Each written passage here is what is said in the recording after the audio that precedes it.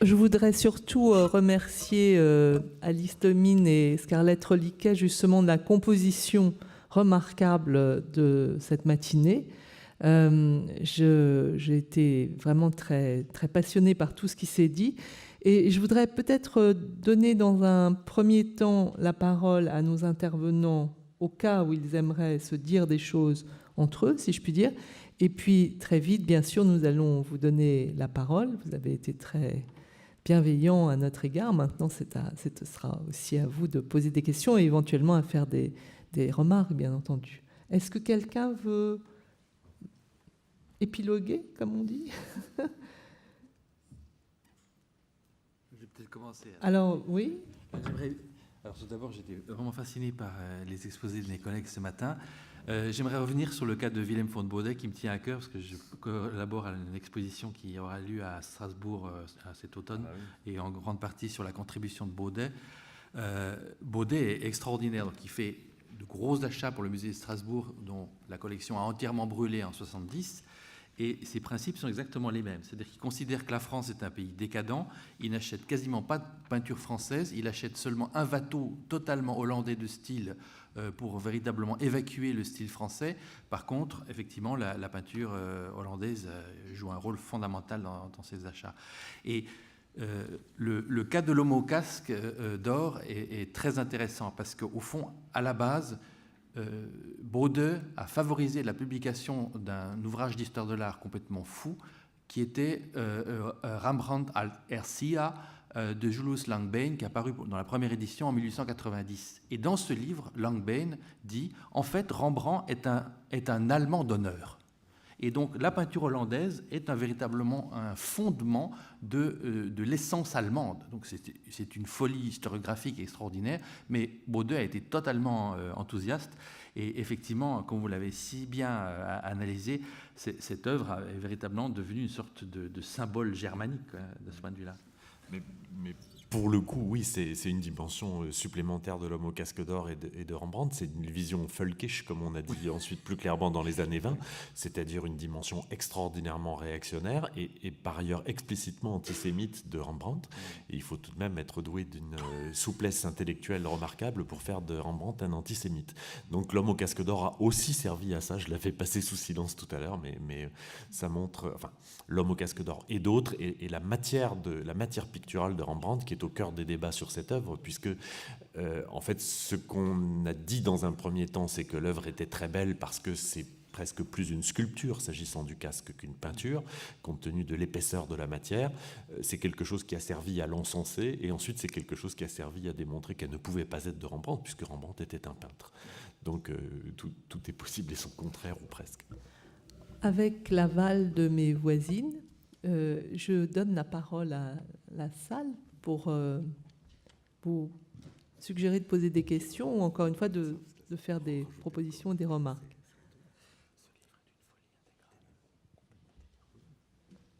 Charlotte Chastel-Rousseau, conservateur au Louvre. Oui, bonjour, merci beaucoup pour toutes vos interventions. Alors c'est plutôt une remarque qui fait suite à l'exposé de Madame Paula qui était, j'ai trouvé, très impressionnant à plein d'égards et qui pose beaucoup de questions sur nos pratiques dans les musées, bien sûr. Parce que je suis responsable de la collection de cadres au Louvre, où je commence un énorme chantier. Et cet après-midi, je vais vous en parler, mais je vais peu parler de la question des recherches de provenance. Donc je voulais simplement partager avec l'Assemblée l'énorme travail qu'il y a à faire sur ces sujets, ne serait-ce par exemple que les relevés d'étiquettes au dos des cadres. Et cet après-midi, je vous parlerai d'une collection de 9000 cadres non inventoriés, non photographiés, avec donc des possibilités en termes de provenance passionnantes, et simplement plutôt signaler ce travail et ouvrir la porte à tous ceux qui souhaiteraient apporter leur pierre dans tout ce travail qui reste à faire. Si je puis me permettre, avant de passer la parole bien sûr à Emmanuel Pollack, cette question du cartel qui a été très rapidement évoquée, je crois, par Scarlett, me semble-t-il, ou Alice peut-être ce matin, Alice, et me semble être une question très importante. Je me demandais quand, au fond, il y aurait une politique, j'allais dire, de mise à niveau, enfin, européenne. Je ne sais pas comment l'exprimer, mais disons, quand est-ce qu'il y aurait des cartels? Vous savez bien que le diable est dans le détail. et l'histoire est dans le cartel. Et peut-être que ça obligerait, au fond, à raconter des histoires d'œuvres. Voilà. Je trouve que les cartels, qui sont, comme vous le savez, toujours très travaillés, hein, dans toute exposition, dans toute collection, mais sur cette question, disons, des biens spoliés, je crois qu'il y a une histoire un peu particulière, pour le moins, à raconter. Peut-être qu'il serait bon de, je ne sais pas, de les choisir une couleur particulière, quelque chose qui, disons, rende compte, vous voyez, de cette communauté entre ces œuvres, de cette communauté historique entre ces œuvres à l'échelle européenne. Mais peut-être que mon vœu est utopique, je ne sais pas. Je passe la parole à Emmanuel. Merci beaucoup. Juste pour revenir vers vous concernant cette interrogation, je voulais dire que la collection Gurlitt, qui fait l'objet de recherches très très appuyées et avec des fonds très importants, débloqués par Monica Grütters, a permis très vite la numérisation des cadres de la collection Gurlitt. Voilà, donc moi je me permettrai de revenir vers vous avec ces photographies pour essayer de peut-être regarder, croiser. Ça serait assez extraordinaire de pouvoir à la fois étudier ces étiquettes, étudier également l'écriture qui est apposée sur les étiquettes, les marques d'appartenance qui peuvent être apposées au revers de l'œuvre. Et c'est vrai que c'est un chantier ouvert, très important, sur lequel nous devons travailler. Oui, merci beaucoup.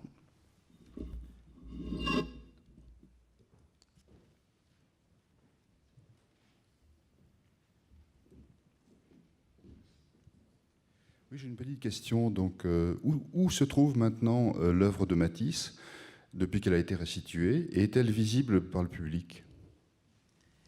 Oui, alors c'était l'objet de ma dernière image, pardonnez-moi. Donc la directrice Tone Hanson me pose souvent et régulièrement la question.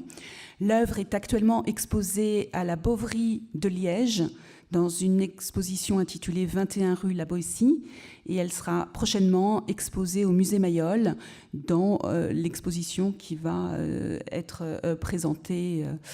Elle a été restituée aux ayants droit Rosenberg, et c'est à eux qu'il revient de prêter l'œuvre ou pas. Mais ce qui m'intéresse, c'est vraiment d'axer mes recherches sur les recherches de provenance entre 1939, 1933 en Allemagne et 1945. Or, en 1945, l'œuvre n'a pas été restituée. Elle a été restituée en 2014.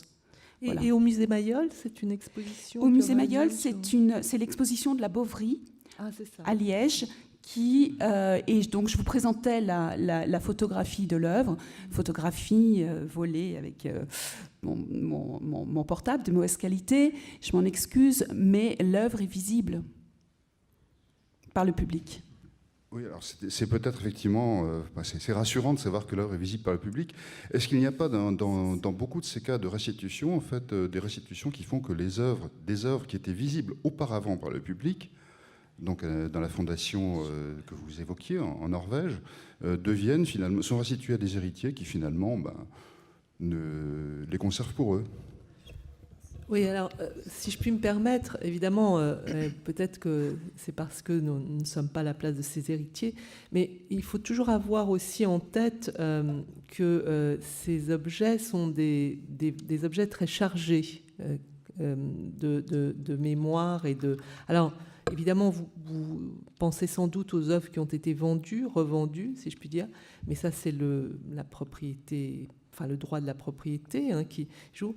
Dans d'autres cas, si elles sont restituées aux familles, c'est un acte symbolique très fort. Et je crois que, évidemment, là, il y a quand même quelque chose qu'on ne peut pas contester, qui est cette... Bon, je crois que là aussi, c'est peut-être un vœu utopique de ma part.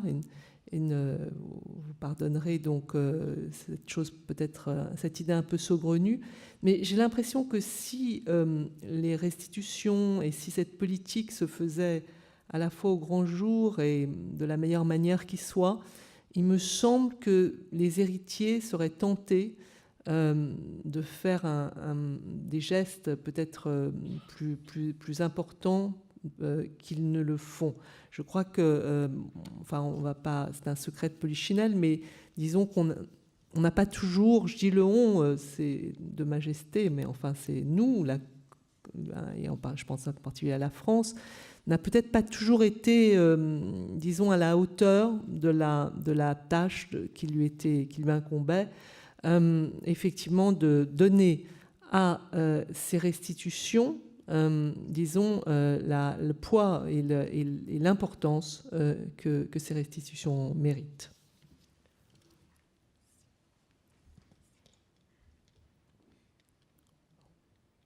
Non, moi, je voulais faire juste une toute petite... un tout petit ajout par rapport à la communication de Claire Barbillon que j'ai trouvé extrêmement instructive et qui pose en effet beaucoup de questions sur la manière dont nous mettons en scène dans les musées donc ces éléments épars, et justement lui dire que si je ne me trompe, dans le Nadja de André Breton figure justement le monument à Étienne Doley, et que je trouve c'est très intéressant, on n'en a pas encore parlé, mais c'est en filigrane depuis le début de la matinée, de parler aussi des réappropriations et des changements de statut, avec un T cette fois, de certaines statues, de certains monuments. Et donc Breton en a fait une sorte d'icône pour lui, qui était quand même un amoureux de Paris, un promeneur invétéré, et c'était aussi bien sûr pour lui une forme d'hommage à la liberté absolue, qui était à laquelle il était évidemment, lui et son mouvement, tout à fait identifiés. C'est très juste, hein. Je n'ai pas grand-chose à ajouter à cette mention. La vie des œuvres, effectivement, ne se poursuit pas seulement sous la forme matérielle dans les musées, mais aussi dans toutes les formes de réappropriation intellectuelle que nous connaissons. C'est vrai que j'ai insisté sur le fait que pour la sculpture, la spécificité, c'est ce caractère multiple de l'œuvre, multiple d'une part à cause de l'existence, et vous le savez mieux que personne, de différentes versions achevées, mais multiple à cause de la visibilité du processus génétique rendu possible et rendu montrable à la fois dans l'espace du musée et dans l'espace extérieur. Mais pour saisir la perche tendue de cette vie ultérieure, de cette vie éternelle du monument d'Étienne Doley à travers ses écrits, je voudrais rappeler aussi que en 1942, la loi de la Fonte des Bronzes, le décret de la Fonte des Bronzes, qui n'a pas été demandé par les Allemands, par l'occupant, mais qui a été un décret pris de manière tout à fait autonome par le gouvernement de Vichy, a entraîné la disparition de 2000 monuments sur le territoire français. Donc il y a là une période de vandalisme institutionnel qui s'est ajoutée aux autres périodes politiques qui, la Révolution en est une également, qui ont frappé le patrimoine mis à la disposition du citoyen dans l'espace public. Parce qu'il faut quand même souligner aussi que cette statuaire monumentale publique, c'était finalement une des rares présences des arts figurés dans l'espace public, gratuitement accessible à tous, sans qu'il y ait besoin d'être franchi les portes du musée. Et on sait combien, au XIXe siècle, franchir les portes du musée était déjà un acte qui supposait un background culturel non négligeable. Donc voilà, c'est une espèce de solidarité avec la communication précédente que d'évoquer ce vandalisme d'État. Tout cela n'est pas rassurant, mais nous savons que l'État peut s'arroger la violence. Weber a écrit là-dessus. Et de temps en temps, effectivement, ça porte aussi sur le patrimoine et sur les œuvres d'art, bizarrement le patrimoine national. S'il n'y a pas d'autres questions ou remarques, je vais clore cette matinée en redisant vraiment merci à ces organisatrices, aux intervenants bien sûr qui nous ont vraiment enchantés. Je ne pourrai malheureusement pas participer au débat cet après-midi car j'ai des conférences à donner à Sciences Po, mais je le regrette amèrement Et j'espère qu'il y aura une suite, peut-être un enregistrement de ces séances dont nous pourrons profiter et faire profiter nos étudiants. Merci encore à toutes et à tous.